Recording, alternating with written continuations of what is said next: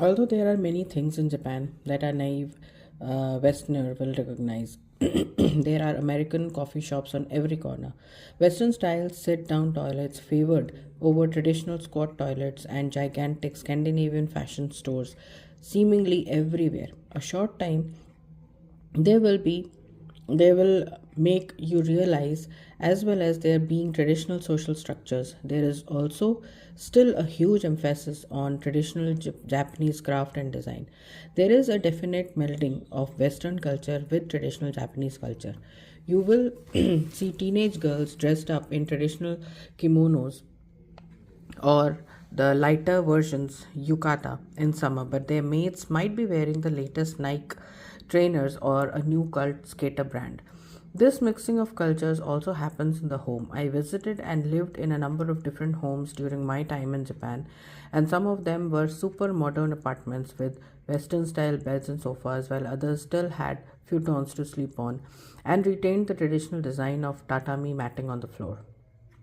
The choice of bedding would often fit the practicalities of the space, with traditional bedding often used in smaller apartments so that it can be folded up out of the way during the day. Many attribute Japan's distinctive social structures and emphasis on simple, beautiful design to the fact that the country was isolated for 220 years until the Meiji era open door policy in 1868. Prior to that, Japan was a Sakoko, closed country, with an isolationist foreign policy. Trade between Japan and other countries was severely limited. Japanese people were stopped from leaving the country, and almost all the foreigners were barred from entry. There was some very limited trade with other countries, and some Western inventions were introduced into Japan this way, mostly via its trade with the Dutch East India Company.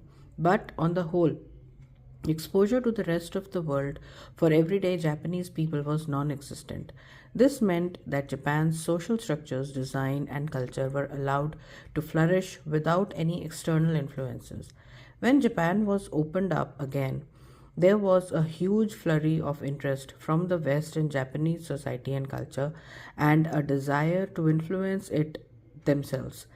The Meiji Restoration period of 1868 to 1912 saw the dismantling of the previous governmental structures of the Edo period of 1603 to 1867, where Japan had been ruled by the Tokugawa shogunate, a feudal military style government.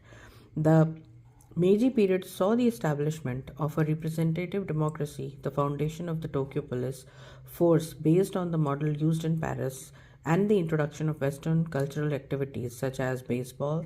Japanese ideas also flowed back the other way, with the French art critic Philip Berti coining the term Japonism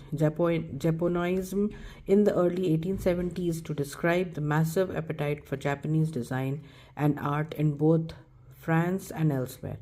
This can be seen in the painting, sculpture, and architecture of Europe in the late 19th century, particularly the Impressionist artists, the aesthetic movement, and art.